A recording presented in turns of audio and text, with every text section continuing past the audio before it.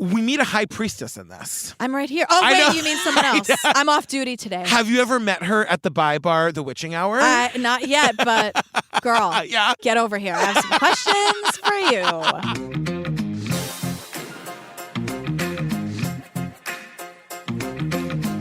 Hi, Julia Benzavalli. Hello, Patrick Hines. Tell the people what we're doing. So we're doing that thing where we have surprise bonus eps now. Yeah. Now till the end of the year, we're doing a series on Hulu called Killer Cases. This is episode 2. Yeah, each one is like a crazy murder that you probably hadn't heard of, because I hadn't heard of most of them. There's one that I know for sure we definitely have, because Yes. we've done a documentary on it. We'll get to that. We'll get to that one. weeks. We love doing these. Happy Thursday. They come into your feed. Fam, if you want more Jillian and me, join us on the Patreon. Every month you get 4 full ad-free bonus episodes. To download a binge right this second, there's hundreds of them that you can get right now. Yeah, it's like all those long-form series, you know, like Puppet Master and The Vow and Heaven's Gate and Night Stalker and The Jinx and The Staircase. Yeah, Lorena, the one about Lacey Peterson, where maybe Scott is innocent, which we're kind of like, That Gacy thing on Peacock. Gacy thing, the Menendez murders, Don't F with Cats, Tiger King, so many. It's like everything that's ever been covered on any of those streaming services. Yeah, and you can also get some after parties where we either answer your questions or we give you some very casual, fun advice or just fun things. We also have a tier on our Patreon where we send you something every couple of months. Every month we do something special just for the Hero Bell tier. Yeah. That's where you see the calendars that go out at the end of the year. We're doing the calendar again. It's coming up soon. If you want a calendar, the only way to get it is to be at that tier. Yeah, those cute little magnets. Yeah. Yeah, you know, we have fun. We have fun. It's a fun you know, time. we have fun over here. Have fun. That's all. Everyone's invited. If you don't want to come, that's absolutely fine. But I just wanted to let you know you're invited. You are invited. It's okay. All right, girl, what are we talking about today? All right, Killer Cases, episode 2, Murder Under a Blue Moon. And I feel personally attacked. That's all I'm saying. As the proprietor of the Witching Hour. The proprietress. Proprietress of the Bai Bar, the Witching Hour. I don't like it. I don't like what's happening here. Not just the murder, but also the slander. The triple murder made headlines when police believed it was a ritualistic set of killing and the appearance of a rarely seen blue moon. It's witchcraft. I'll say that right now. This murder was front page news. They suffered big time. The way in which each of the victims were killed was very brutal. Whoever did this came over there for a specific reason. Why so much focus on the cigarette butt in the trash? Because it's bad for them. It is beyond a reasonable doubt bad for them. I'm gonna find out and I'm gonna put your ass in jail. If you put something out bad, expect bad. That's how it works. Well, okay, so according to this cop that we get in this like little coming up on, this one is about witchcraft. The sheriff goes, it's witchcraft. I'll say that right now. Wait, first of all, we open on like what looks like one of those really dramatic perfume commercials from the 90s, but make it witchy. Totally. And like Moonlight Sonata by Beethoven is playing, and I'm like, what? I'm waiting for like Kate Moss to come or some supermodel. Kate Moss, Cindy Crawford. Yeah, because they were always in those perfume commercials, very overdramatic. YouTube them. I'm not making them up. I know it sounds like a fever dream, but it existed. So we're still in Florida. There's 67 counties in Florida. We're the last county in Florida before you cross the state line and you're in the state of Alabama. We are affectionately known as the Redneck Riviera, and we have the prettiest beaches in the world. We are affectionately known as the Redneck Riviera. Affectionately? That feels like one of those things where they're allowed to say it, but we're not allowed to say it. But I gotta tell you, I really, really don't appreciate that term at all. People surprise you because somebody has like a southern accent or they're from a certain place. Like anybody can be anything. The term redneck is terrible. Yeah, I agree. Yeah, but I also don't think that they're saying it affectionately. Right. Well, I'm not saying it. No. But someone's like, we also have the prettiest beaches in the world. I know. Somebody hasn't been to a lot of other beaches. Right. I will say they do look very nice. Great. Can I just tell you where I think the nicest beaches in the world are? Where? Cancun. Okay. There's nothing like those beaches. Great. I'm just saying. To me, a beach is a beach is a beach. You so hate a beach. If you love it. God, can you just be happy for me? I didn't say. I just said. Oh my God. I'm sorry that I yelled at you in our witch episode. Please. But then the music slows down and it gets all warped. And then someone's like, well, but we are in Florida, so we have witnessed our fair share of odd crimes over the years. The thing is, the sheriff of this town wants us to think it's really interesting and quirky. And like endearing. Yeah, there was a show on when I was a kid called Erie, Indiana, which I was obsessed. Omri Katz, the kid from Hocus Pocus, was the star of this show. And it was all about this town called Erie in Indiana where like weird things would happen. And it was quirky and like Bigfoot and like aliens Not Erie, and things like PA? that. No, Erie, Indiana. Okay, great. And I'm just saying, like, this sheriff wants us to think it's quirky that this is where the Black Widow killer did her killings. Or that the Billings case, where a family with 8 special needs children were murdered. We seem to find our way into the paper probably more than we would like. And it was here that the infamous serial killer Ted Bundy was captured. He didn't get away from us. We ended up prosecuting him, and of course he was finally put to death. But he's just one in that long string of people that somehow have a tie to Escambia County. This is the town where they caught Ted Bundy. Like, he wants us to think it's quirky. Don't brag about it, I brah. know. It's very weird. It's not like don't wear it like a badge of honor. It's not good. And he also wants us to know that, like, though Ted Bundy wreaked havoc all over the country, we're the town that didn't let him get away. Okay. But they say, like, we jokingly say that this part of town is the Twilight Zone vortex. Yeah, because so much weird shit. It's not cute. No, you know what? Do a better job of policing and then people won't get murdered in your town. Woof. I know. But they're calling it the Blue Moon Murders, which is why we're here. And we meet Bridget Jensen. She's a prosecutor. Yes. This episode kind of jumps all around. I'm like, is this the coming up on? Suddenly we're talking about a messy house. I know. And I'm like, all right, Bridget, wherever you tell me to go, I'll go. They give us the overview of this murder, right? It's 3 victims found dead in their, quote, modest home. It looked like a ritualistic killing according to them, and the murders were really brutal. And throughout this, suddenly, like, the Jaws music is playing. I know. And I'm like, what is this? Who did this? Why are they doing this to us? But, like, this is where they tell us that these deaths coincide with the blue moon, which is, like, a rare lunar phenomenon. That's why there's the phrase once in a blue moon. Once in a blue moon, very, exactly. Very rare. And this is where we get Sheriff Morgan again saying, it's witchcraft. I'll say it right now. He says it 10,000 times. Right now. When you get a sheriff on tape saying that, you use it over and over again. I approve of that. And also to be like, look at this dummy. Hey, let's play it again. Let's go to the videotape. What a dummy. So Matt is our lead investigator, and he says, this is horrible. The position of John sitting on the couch, whoever did it walked right up to him, hit him in the head with a hammer, and then was able to cut his throat. The mom was killed in the same manner. She was killed in her chair in the living room where she always stayed and watched TV. She was hit in the head as well with a hammer, and her throat was also cut. Richard was shot, had a wound to his head, and his throat was also cut.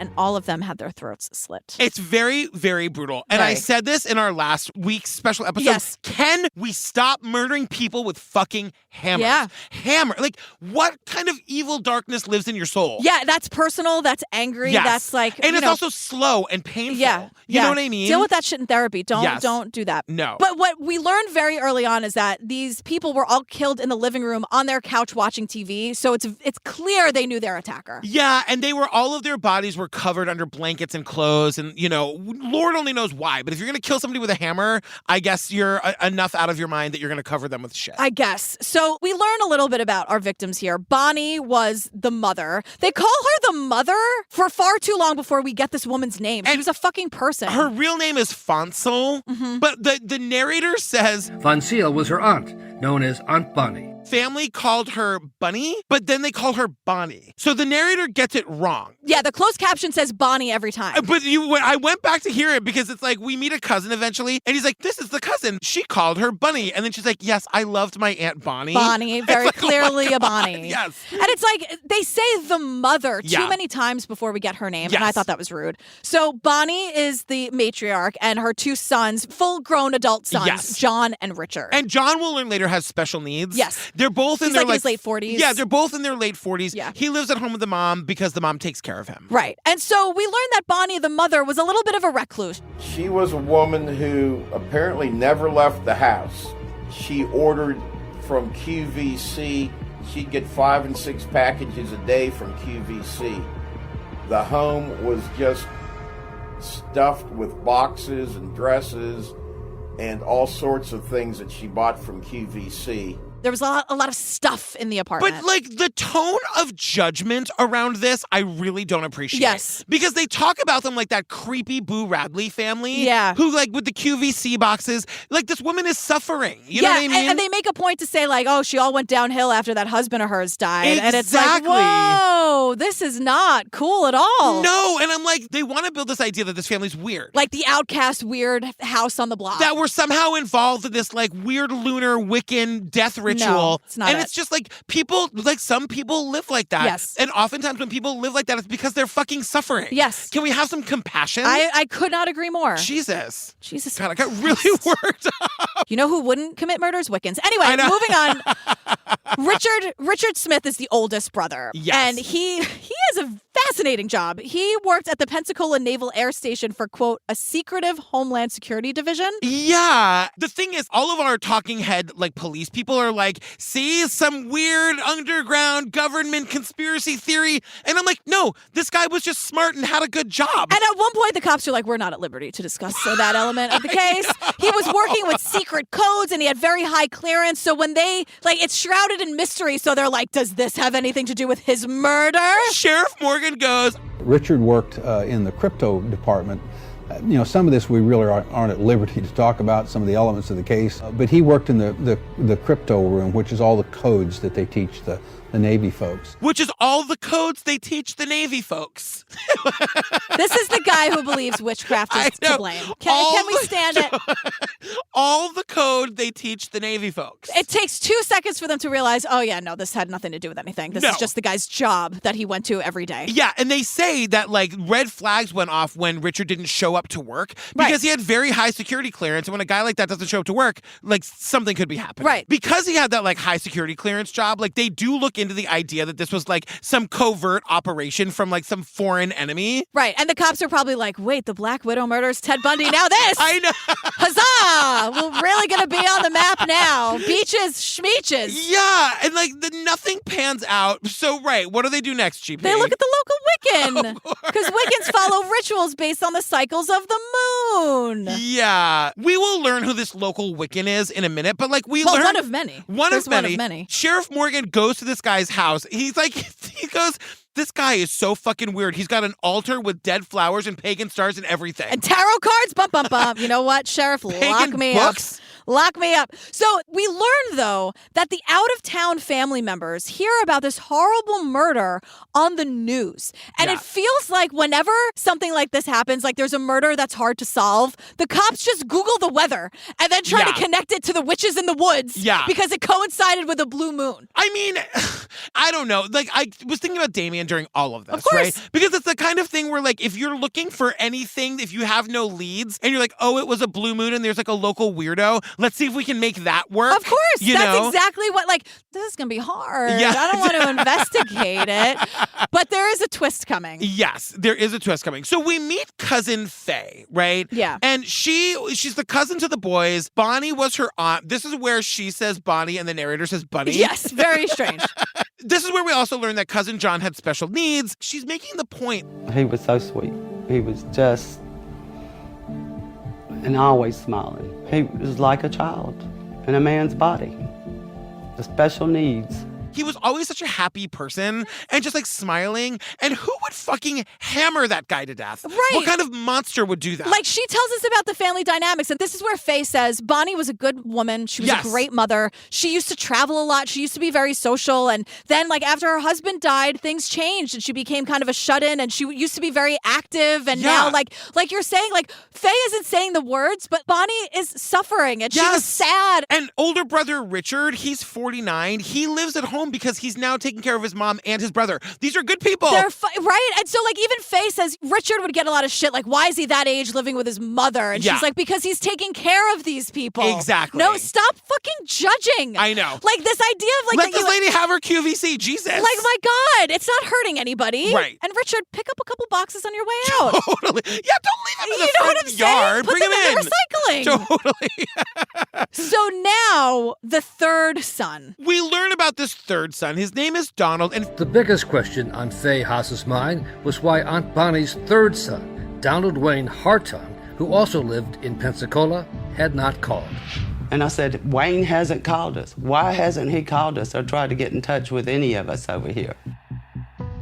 That was because Donald Wayne Hartung was at the police station. When Faye's like, where the hell is he? I'm like, oh, he's at the police station. Right. Because then we're here with Matt, the cop, and Matt is interviewing Donald. And he's trying to get an idea of these family dynamics. And we learn about Donald, and Donald worked as a security guard. And according to Donald, he has a great, amazing, wonderful relationship with everyone in his family. But, like, Donald's 59 years old, and he said that the last time he saw them was 3 days earlier when he went over to the house to cook them dinner. And we're going to get a whole lot of people trying to be like, this guy was not close with the family. He was like the outcast. I was like, the last time I saw my mother was 8 months ago, and we are very close. This guy goes over every week to cook for them. That's the thing. Like, he goes over every Tuesday to cook them dinner. Yeah. Yet everyone, including him eventually, they all hated each other. Right. Can we also talk about that one photo of the food in the oven? I was just going to do it! Wait a second.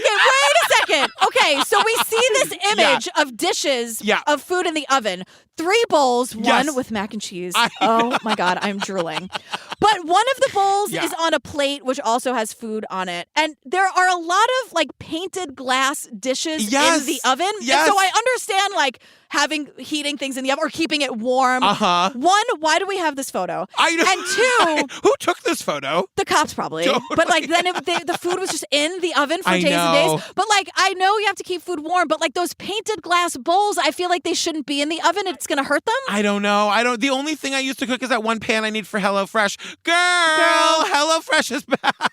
That mac and cheese. I know. I'm sure it was sitting out for days, but I'm that hungry that I'm like, I would eat it.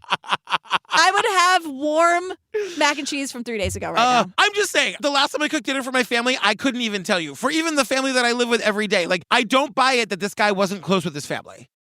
The video of Matt the cop talking to Donald is bananas. So here's the thing. Number one, it's crystal clear, and it's as though they're mic'd. Like, we can hear perfect audio. So that in and of itself is weird. And I'm like, is this what every interrogation is like? And we just never see them, so we don't know. It's very calm. They're both speaking in a monotone. And the one thing that stood out to me was Matt says to Donald, your folks, your family over there was killed.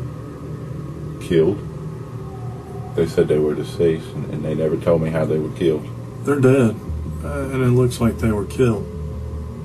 Killed? Mm-hmm. Donald goes, I was told they were deceased. Now, this was the moment that I was like, oh shit. That made me think that Donald was not the killer, because that's the thing. If I killed my whole family and pretended that I didn't know what happened, and the cops were like, your family is deceased, and then I'm in the interrogation room, I'd be like, who killed them? How were they murdered? And that would be we never told you they were murdered, Mr. Hines. Did we watch the same documentary? I didn't buy that for a second. I was like, that was very smart of Donald to not assume that he knew they were murdered. Everything Donald says, he's trying to do his best impression of a robot. He's like, killed. I knew they were dead. It's like, Donald, it's all over the news. Like, what are you talking about? Yeah. And he just keeps repeating Matt the cop. They were killed. Killed? I know. Yes, they were shot. Shot. And the clothes on top of them. I know. Oh, my God. And then at this point, he moves around in his chair. Donald is sitting on a chair. Yeah. And he moves around like he's trying to convey that he lost his balance. But he's sitting. He's trying to be like, he can't handle the weight of this information, and he just does a little move. A wobble. We call it a wobble. A little wobble, but it's like, Donnie. I know. At least throw yourself off the chair like that idiot in Killer Roll. Totally. Instead of being like, whoa, like, Donald. I gotta tell you, I fell for this. At this point, I was not convinced. Look, I understand that there's no getting anything past you and that I'm not quite as smart. Please, that's not what I'm saying. But Matt the cop says to us, he goes, it took me 2 seconds, and I'm going, oh my God, I'm talking to a murderer. I know. It is very calm, but the transcript of this. So something didn't happen when you were over there Tuesday night and you killed him? No. Nothing happened. Are you sure? Yes. Because if something happened, now's the time to tell me. I would not kill my mother and my brothers. Okay. I mean, why would I do something like that? I don't know. I don't know you. It's just Matt saying, but you're the murderer, right? And Donald being like, no, not really. I know. And I'm like, Matt, you don't have much on the guy. And then the prosecutor's like, and you know what else? He wasn't very emotional. That's how I knew. Which Yeah. Stop doing that. So Matt's like, it looks like they knew the person who did this. And Donald goes, well, I don't know anyone who knows them. It could have been anybody. Yeah. Donald. I know. You're protesting. And then Matt is just like, Donald, did you kill them? Donald goes, no. And Matt goes, are you sure? And Donald goes, yeah, pretty sure. And Matt's like, if something happened, I know. now's the time to tell me. And now we get the Jaws music again. I know. My thing is like that now's the timeline never works. It never works. Show me the one time the guilty guy was like, now's the time. Okay, all right, hear me out. Only innocent kids who think that they're finally going to see their parents ever fall for that. Oh my God, without so a lawyer tragic. in the room, Yeah. only like kids from the Central Park Five or like Brendan Dassey are just like, so if I say these words and I don't mean it, then I'll see my mom. Great. Yeah. Those are the only people that actually works on. Sometimes your truth bombs are a little much for me. I'm sorry. We're getting a glass of wine or 8 It's right true. after this. We It's just got to true. power through. You guys, fam, we're gonna go socialize with each other for the first time since tour. What? I know. But we socialized on tour. That was so fun. We went out like every night when we were on tour. We really did. That the was best. really fun. Yeah. So now they search Donald's house and they find all the Wiccan shit. But let me also tell you, they ask if they can, and he says yes. Sure. You know? Yeah. And Because all the this is where- evidence is back at the other house. Right, that's true. This is where we learn that Wiccan from before. It's Donald. It's Donald the brother. But that was no surprise to Hartung's family members, who said Hartung's mother, a good Christian lady, had been outraged about Donald's Wiccan beliefs. And she did not agree with her son doing the Wiccan, and she knew he was doing the Wiccan.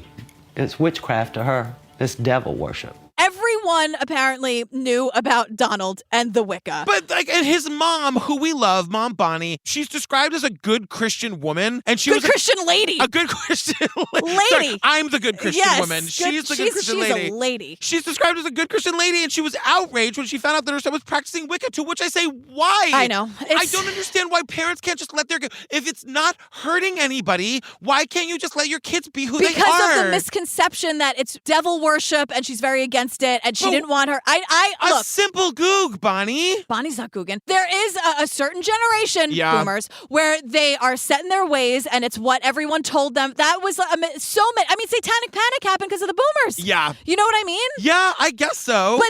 But Faye, the cousin. Are you going to cousin say what Faye, she says? She calls it doing the Wiccan. Doing the Wiccan? Doing the Wiccan. And all I can think of is Bert on Sesame Street doing the pigeon. Doing the pigeon, doing the Wiccan. Can we get a little Bert, Tom? Doing the pigeon.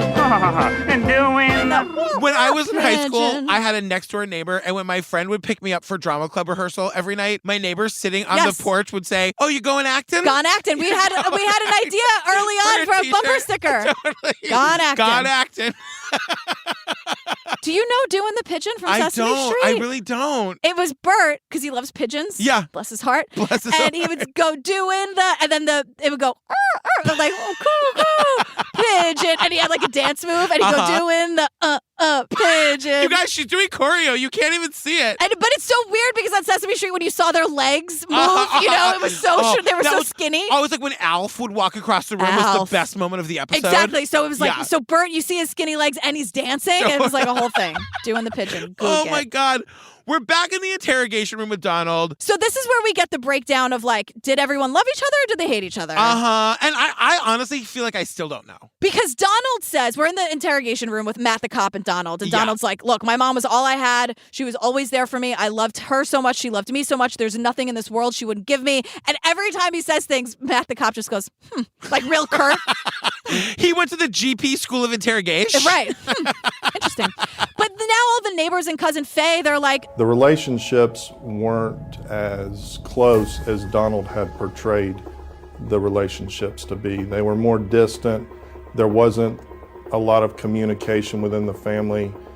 Donald only came over on Tuesdays to cook, and that was about it.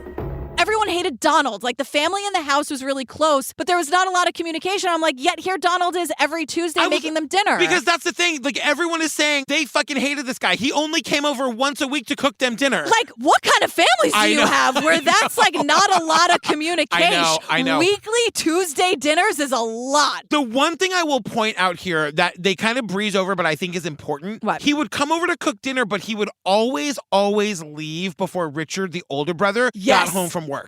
I have that note too. That's an important note for a number of reasons, starting with I think that like Donald and Richard really did not get along. They super hated each other, and I totally agree. I had that note too. Yeah. So Donald is like, I didn't do this, and Matt the cop's like, but you did. And Donald says, I mean, do I look like some kind of a blooming maniac to you people? do I look like some kind of bloomin' maniac to you people? Matt doesn't skip a beat. He replies, I mean, you do to me. I mean, you do to me. Matthew! That's the same exact note! I mean, you do to me. Matthew's unflappable. I know. And I have to say, it's the most boring conversation I've ever watched. There's nothing. It's nothing. I will agree, and I don't even mean this sexually. Matt is like super sexy when he's doing this interrogation to me because he's very in charge and he knows exactly what he's doing. Right. You know, he's a guy that like really loves his job, I guess. There is something about like he's confident in what he's saying. He doesn't have to yell. Yeah. He doesn't have to throw the chair around. He doesn't have to threaten. Matt does make a fool of himself in just a minute. He does. Because like now all of a sudden Matt is asking Donald about Wiccan sacrifices and Donald is like, girl, I don't know anything about that. Because that is not a thing. Right. Like there are no sacrifices in Wicca. And I'm saying that Matt knows more about this blue moon ritual than Donald does. And Donald literally says, Donald's like, look, it's a blue moon. Everyone's talking about it on the radio. Everything I know about the blue moon, I know from the radio coverage of it. But Matt is lying. Matt is trying to get Donald to be like, yes, that's true. Yeah. But there was no ritualistic sacrifice. I'm saying it again. There are no sacrifices in Wicca. There's no crying in baseball, and there are no sacrifices in Wicca. And we'll get there. Someone's going to back you up on that point in just a second. But Matt is like, look, I know all about these rituals. They kill them, then they cover their bodies after they kill them to keep them warm. And Donald is like, girl, I really don't know about that. I don't know. And I like Donald is, I hate to say it, telling the truth because that's not a thing. And Matt's like, who does that? And Donald goes, a crazy person does that. Introducing Susie Rain Dove Smith. She's a Wiccan high priestess. She's a proud witch and Wiccan. And she is great, except for one thing, because she says, first of all, the sheriff is like, it's witchcraft. I know it is. I'll say it a million times. Yeah. And Susie Rain Dove really takes issue with this. And she's absolutely right. Like, she sent a video to the sheriff demanding that he like retract that and apologize for it. The video that she sent was very firm but very nice. I thought it was very polite. Because she was just saying like, there is no such thing as human sacrifice in the religion of Wicca. None. Zero.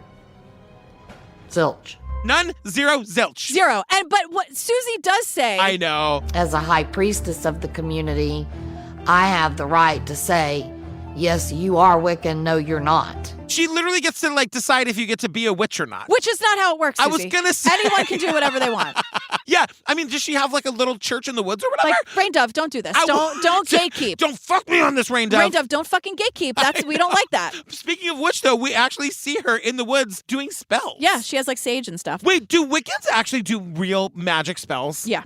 Come on. No. Do they do like can they turn like a mouse into a glass of wine? Well, no, that's not how it works. Okay. You want wine so bad. You want wine so bad. Can they turn a bird into a Cosmo? Yes or no? No, they can't. Then they don't do magic, Jillian. But they can lead you to the Cosmo. Which you're about to do. Which I'm about to do. So if you let me get through this goddamn thing, let me work my magic. Let me do what I'm here to do. Get me to the Cosmo, GP.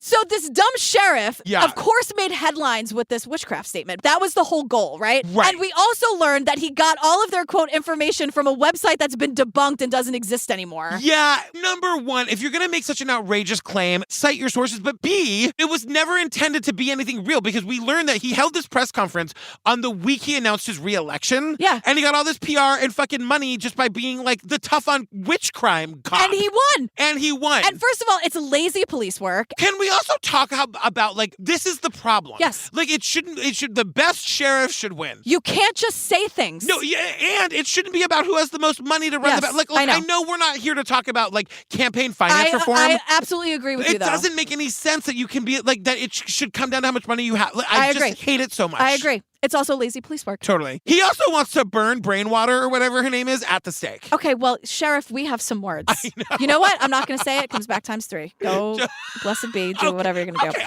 So Matt the cop is like, you know what it also wasn't? Helpful. The Blue Moon Theory was a rabbit hole that did nothing to further the investigation.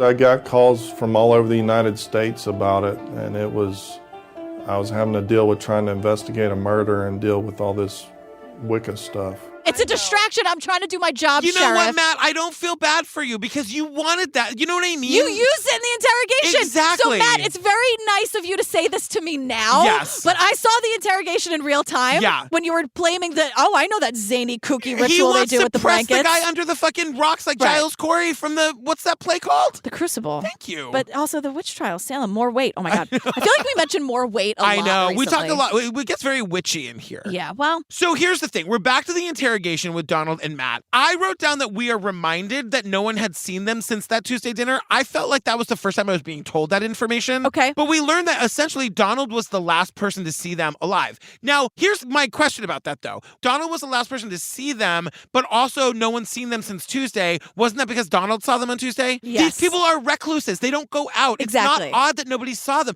My question is, when was the last time they saw them before Tuesday? Yes. Because if it wasn't Monday, if it was like the previous Wednesday, then we can't count on when the last time they were seen. Yeah. Well, what they're trying to say is that Donald was the last person to see the victims alive because he's the only person admitting that he saw them on Tuesday. No one else, there are no witnesses, that's it. That's all they have. My point is just that no one sees them ever. Yes, so it's I agree. Not, you know what I mean? Yes, I agree. I don't know why this series is making me defend these murderers. I don't know either.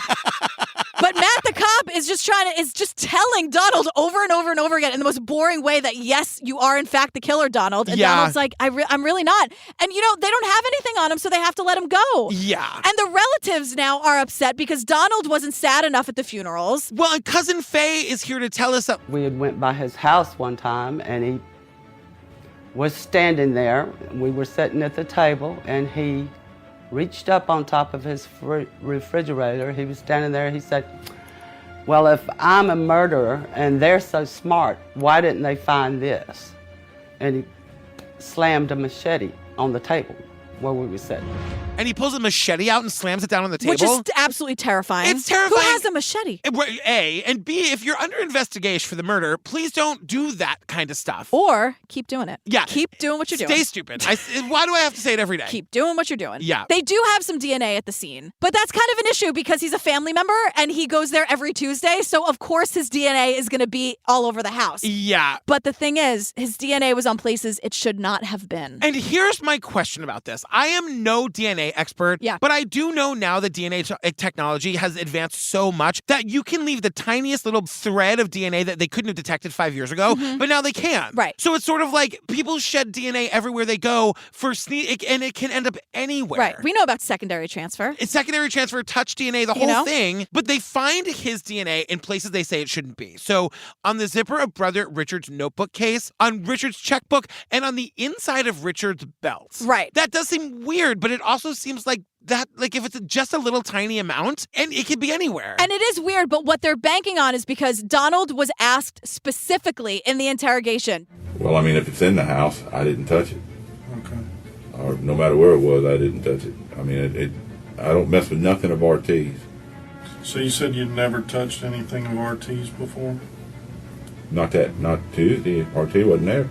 I didn't touch anything. I don't touch anything. That's my brother Richard's. We fucking hate each other. I get it, but I feel like we know of so many cases where, like, the DNA transfer just happens, especially in a house he's in at least once a week for a couple of hours. Yeah. You know what I mean? Like, there is one piece of very strong evidence that we'll get to. This DNA evidence does not hold a lot of water for me. But the belt stuff does, because one, inside of the belt is a weird place. But especially also, Donald said he hadn't seen Richard in weeks. Yeah. So how does that get there? Like, but do you know what I mean? The belt is in the house and the checkbook is in the house, if it's just there, like, this guy is in this house all the time. I agree. I just feel like, tell me how much it was. Yes. You know? Exactly. Yeah. Was it a print? Was it I don't know. Yeah. But let's talk about the real DNA, because we're here now. Yeah. So this is the big deal. One of the big things investigators point to is that they found a cigarette with Donald's DNA in the trash on top of the bloody towels that the killer used to clean up the crime scene. So what they're saying, the order of events is like murder, cleaned it up, threw the towels away, smoked a cigarette, threw the cigarettes in the trash on top of the towels, and put the garbage out on the sidewalk. So whoever smoked that cigarette was there for the murder. Right. There's no way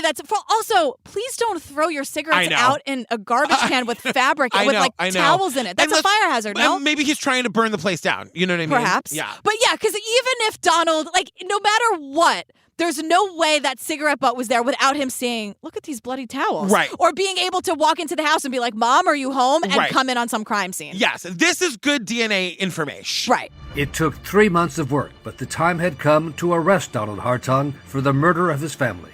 just a few days before Halloween. Just a few days before Halloween. Shut up. Stop trying to make it spooky. And that's another reason why I fucking resent this shit. Not because of what it does about like Wiccans and whatever, but like people died and they're real people. And stop trying to make it like a spooky Halloween special. Totally. It's not that. Yeah. Don't like, just on Halloween. It has nothing to do with any of that. This was a gruesome murder of real human people. And I will say, because we were talking about this before we started, like the episode gets to it pretty quickly that like, of course, this like Wiccan, witchy stuff, it has nothing to do with the murder. Yeah. And I was saying too that like when you try to make it like weird like that, the actual fact that 3 people were brutally murdered gets lost. Right, and it shouldn't. No. Like show them some respect. Like I thought the point of sharing all these stories was to like tell their story, humanize these people because they are humans, and like get justice in some way. Exactly. Or closure. And for you to be like, isn't that hilarious? It was right on Halloween. It's not funny. No. So it takes 4 fucking years for this to go to trial. 4 years. I know. We're told that Donald's attorneys in that 4-year period has lots of time to find lots of flaws in the investigation. And there are lots we're going to talk about. The defense lawyer is named Michael Griffith. Michael Griffith wants to be the star of this documentary. Yes, 100%. Because he says, You certainly have to be aggressive, but you don't have to be a rude horse's ass. This isn't a Jerry Springer show. this isn't the Jerry Springer show. I will Michael. say the narrator at one point calls this man portly, which I didn't appreciate. That's rude. So rude. From one portly man to another, that's not a kind thing. Like, what? I know. That sucks. I totally missed that, which is unlike me. Yeah, but they that call it sucks. portly. It's not I don't nice. like it. So the trial starts, and remember, it's the Blue Moon ritual murders. It's all this like spooky stuff or whatever. The prosecutors ignore all of that completely. Yeah. Which I think is really, really smart. Oh, which is crazy because that's what Donald's entire interrogation was based on. Right, like they don't debunk it. They don't even acknowledge it because it's so fucking stupid and ridiculous. And they do have a couple good other aces in the hole. Yeah, because they have to prove a motive, right? Well, actually, they don't, but they don't. think they do. When they said that in the episode, I was like, no, they actually don't have to prove a motive. But it is helpful in getting a jury to convict. Especially if you have like not that much DNA. You gotta have the why there. And you know what? This is a pretty powerful motive. The lead prosecutor says she knows what the motive is. We see the mom's will, and we learn that Donald Jr. was excluded. He was recently kicked out of the will, and the only way he could be included to get anything that his mother leaves behind is if his mother and 2 brothers die. He's got to be the only living heir. Well, that'll do it. I also would like to know how much was there. You know what I mean? Like, how much money are we talking here? And it's also probably the house. Yeah. You know, it's probably more like estate stuff. But when it's the defense attorney's turn to get up there, he immediately starts poking holes in the state's case. There is no indication of any physical evidence that he committed any of the murders. There was no gun found. There was no blood found at his house. There was nothing to link him in any way to these murders besides his DNA at his mom's house, where he went at least every Tuesday to cook dinner for them. And there's nothing directly linking him to the murders except for the DNA, which, again, I say, like, of course there's DNA there. He's there all the time. Exactly. But we got to go back to the will, because here's what we learn. What the will says that Donald Hartung Jr. is excluded. My client is Donald Hartung Sr. Is that an error in drafting the will, or was it meant to exclude Mr. Hartung's son, Donald Hartung Jr.? The Donald that we know is Donald Sr. Donald Sr.'s son is Donald Jr. And so the defense attorney is saying, no, he didn't kill them because he was excluded from the will. He wasn't. His son was excluded from the will. Right, which is also like, why? Right. What did he do? Well, it's a very dun-dun-dun. Yeah. And they're saying, like, was it written wrong Was it a in the will? typo? We see it. We see the thing in the will. We It do. says Donald Hartung Jr. That is not the Donald who they say did the murder. But what was Donald's dad's name? Good question. But he's not Donald Jr. But if his dad's name is Donald. If the mom's husband name was Donald. But if we know that if the grandson is called Donald Jr. Yeah, I don't know. You know? I don't know how the juniors. I don't want to talk about triples any more and- Don Juniors right now. Oh, barf.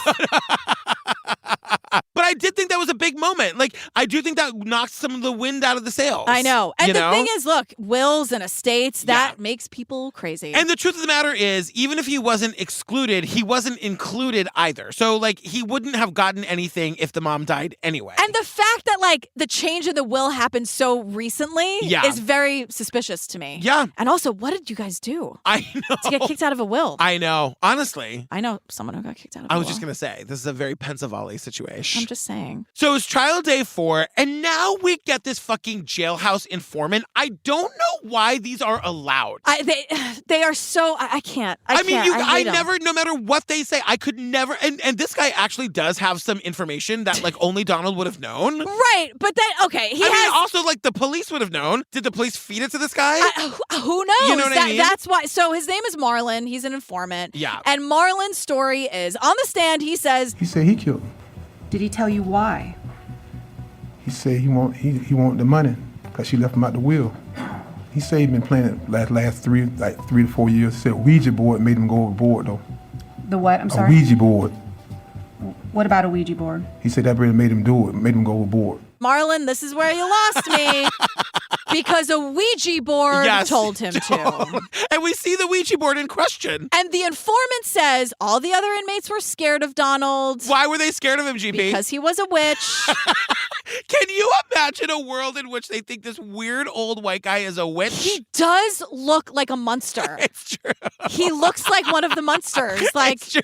But in a creepy way, because the monsters were cute and funny. But he does look like he's very creepily tall. Yeah. He has this sort of imposing, there's something about him that is scary, but not because he like plays with a Ouija board sometimes. He is. Like, what? He is for sure a weird, creepy dude. He is. But He's very intense. Marlon, the informant, says, he also told me that he tortured his mother and cut her pinky finger in order to get the combination to the safe. And Matt, the cop, says, we did find the safe open and we didn't know how or why it was opened. And he also says, we did know that he cut off his mother's pinky, but we didn't know why. Right. Yeah, and so this would say Marlon has information that only Donald would have had, except there was a very Jay from Serial quality to this for me. Yeah. We're did the cops tell him that? You know what I mean? Yeah, I agree. I would hope that if the cops are feeding this guy information, they'd say, can you lay off the Ouija board stuff?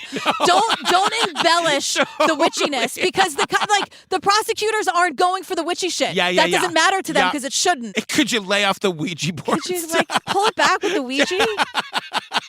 But I would think that you do what you have to do in prison to survive. Totally. So if I can see a world, I think jailhouse snitches and informants, you got to take them with the biggest pound of salt. I don't think they should be allowed ever. They shouldn't. It's horrible. But I do think that maybe there's a world where Donald, to survive in prison, really leaned into the spooky shit. Sure. I don't think that is that far fetched. So maybe Donald did say, the Ouija board, just to, I don't know, protect himself. I don't know. Yeah. I think that could be a possibility. No, I think that makes sense to me. But we learned under cross-examination that this jailhouse informant... Mr. Purefoy, you've been convicted of felony, as you said, 6 or 7 times? Yes, ma'am. And a conviction for a crime of dishonesty? Yes, ma'am. Convicted of felonies 6 or 7 times, to which I said, could you get an actual number for me? Right? Come on. But one of them was the crime of dishonesty. Wow. The crime of... Wow. You have been convicted of the crime of dishonesty, sir. What? Where are we? I don't know. Oh, 1600s? It's a gay bar, the crime of dishonesty. Oh, that's a drink, I think, right? Oh, yes. At Bernilla's Yacht because of the Tinder swindler. The crime of dishonesty. Amazing. Oh, I'll get a crime of dishonesty on the rocks. Yep. One more thing. Marlon, the informant, also says the reason Donald wanted this money was to go to Miami and party with the ladies. Okay, well. I mean, and that gets a little chuckle out of Donald we saw. Donald? I know. Stop it. Stop fucking laughing it. when your family is dead. The other thing that happens in this section, we're cutting back and forth between the courtroom and the defense attorney's office. Did you see the poster for Scarface behind the defense attorney on the wall? No. He's got a fucking Scarface poster in his office. What is it with that movie? Pacino, right? Not the original. I'm sorry, I'm such a film snob. Is there an original Scarface? From the 30s. Oh, yeah. Oh, God. No, this is the Cocaine Island, you talking to me? Yeah. Is that the line? Not. Wait, what's the line? You talking to me? No, it's say hello to my little friend. Oh, yeah. It's the say hello to my little friend. What accent? I don't know. That was a little British? With the say hello to my little friend. Yeah. Let's keep it that way, because the other way is way more offensive. So let's keep it British. So the defense goes after the investigation, right? Because we learn it was a mess. It was real bad. The lead crime scene technician who collected DNA. Yeah. Christine Rollins had since been fired and was being prosecuted for stealing drugs from the evidence room. So with the 24 felony counts you were charged with, you were facing potentially 170 years in prison. Is that right? Yes, ma'am. you're facing 170 years in prison, right? And she goes, yes, ma'am. Yes. You guys, this woman who was the lead DNA person on the crime scene was stealing drugs from the evidence room. She's going to go to prison for 170 years. Now the prosecution's like, is that horrible? Yes. Right. Does it mean she can't collect DNA all of a sudden? No. But does it also mean that she was fucking high on drugs when she was on the scene? Or being dishonest or just whatever. But then, on top of that, the medical examiner resigned for allegedly, quote, misusing state money. What the hell's going on down there? I don't. But that's the thing. When, like, you have a crime and it takes 4 years to get it to court, anything can fucking happen. And also the prosecution's like, okay, so she misused state money. Is that horrible? Yes. Does it mean she's lying about a hammer wound? I don't know. I calls it into question. Like, maybe she is, but also, like, they are two very different things. I know, but it's like, can everyone just do their jobs? I know. You know what I mean? Well, and I wonder, did these two know each other? Misusing state money and stealing drugs from the evidence room? You guys, I come into this office every day. I don't steal a thing. Not a thing. You know what I mean? I come here, I do my job, and I go home. Sometimes I go for a cause with you after. Yeah. Remember when we first had snacks here, and I was like, ooh, can I have one of those bags of mini goldfish? And you were like, are you asking?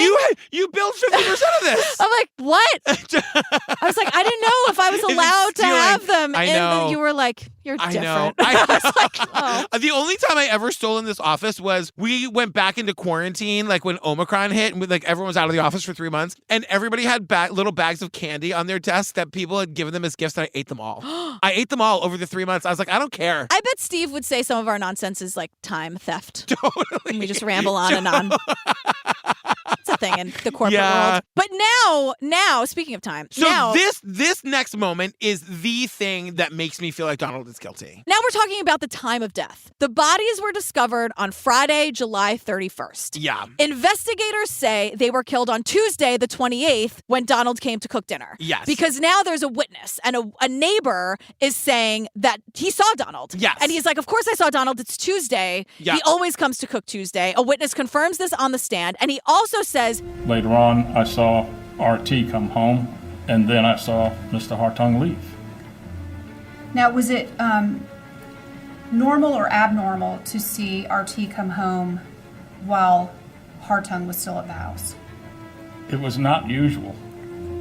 Usually, Mr. Hartung was gone before RT came home. And he was there long after Richard came home. Now, the other thing we learn is that Richard, the older brother, was found dead. And you see this in the crime photos, wearing the outfit that he is seen wearing at his job on Tuesday. So there's surveillance video of Richard coming into his work building and leaving his work building on Tuesday. And he's wearing the same outfit in the photos where he's found murdered. Right. I mean, he was killed on Tuesday. Right. And the defense is trying to say that is not what happened, but it is what happened. Because the defense gets some other witness up there who's like, and everyone really, like the prosecution, everyone really respects this doctor who's trying to say, no, it wasn't Tuesday. It had to be Wednesday or Thursday that they were killed because of the state of rigor mortis and the temperature of the bodies. No way. But no, I'm sorry. Like, he's in his work outfit that we see him in on Tuesday. And if he was missing from work for 2 days, that would be a much bigger deal. Because the fact that he was missing for 1 day was a big deal because he has such high clearance. So there's no way he would be in those same clothes. No. Right. No exactly. Way. No way. Plus the cigarette butt in the trash on top of the bloody towels. Like, let's not forget about those things too. Exactly. We get to the closing arguments, and basically the defense is just saying, like, they introduced the Wiccan stuff to make you mad, think they're weird. The DNA evidence means nothing, which I kind of agree with.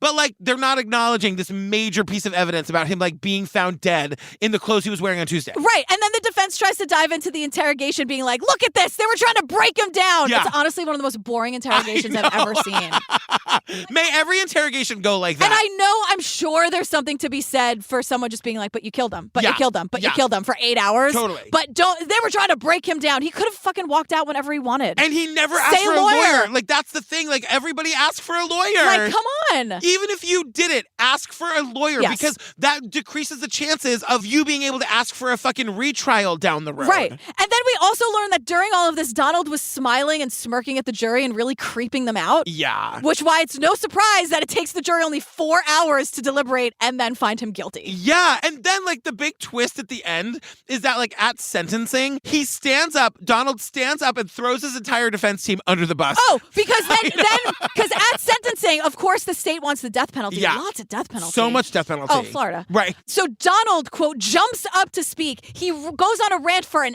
hour. Your Honor, I would like to respectfully ask for a mistrial.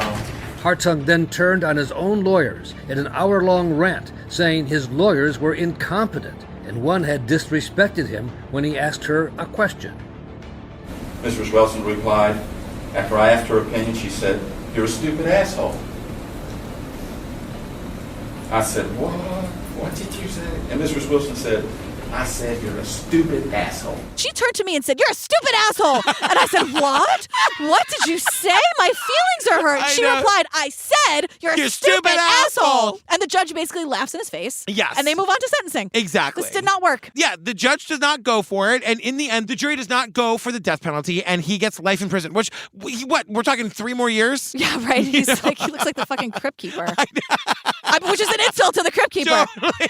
But we end on Susie Raindove, the witch. Yes. And she ends with like, "I'm going to break down Wicca for you in one sentence. If you put out good, expect good. If you put out bad, expect bad." It's how it works. Totally. That's it. That's all there is to it. No ritual sacrifices. No. There's no crying in baseball and no sacrifices in Wicca. Oh, girl, we did episode 2 of what's it called? It's called Killer Cases, and this was called Murder Under a Blue Moon, which feels very Keith Morrison. I think we did a Blue Moon one last round, That's right, we totally did. Or the summer solstice. Yes. Fam, if you're looking for more GP and me, join us on the Patreon. Over 350 full ad-free bonus episodes. Yeah. You get them right the second you sign up. Yeah, plus after parties and fun catch-ups and AMAs, and sometimes we send you stuff in the mail depending on the tier. You get all these episodes ad-free at the $10 level. Oh, yeah. There's so much going Let on the over women there. ad-free? Yes, you get the Jillian let them do the work ad-free. Yeah. Also, join our Facebook group. It's the True Crime Obsessed podcast discussion group. Over 50,000 people in this group. I know. It's moderated by the best mods in the business, so it's a very safe, very fun place to come just express yourself, be yourself, share your dog pics, talk about your crime. That's right. Follow us on Instagram. It's True Crime Obsessed Podcast. That's right. I'm at Patrick Hines with an underscore. Oh, we're doing this. Happy October to me. I am Jillian with a G, all spelled out like that on everything. On everything. Yeah. And that's it, fam. We love you so much. We love you. Thank you. Happy October, everyone. Happy October. Spend it in good health. Go have one of those Oktoberfest beers if you imbibe. Yeah. Ooh, speaking of drinking, let's go get drinks. Okay, great. Cosmos. Okay, bye. Bye. Follow us on Instagram. It's It's True Crime of... What is it? The best perfume commercial I ever saw was the one with Charlize Theron, where she's walking down the hallway, throwing her jewels on the ground. The way she walks in those it's so heels. hot. Oh my! That dress that she's wearing. Oh my God! That's a great one.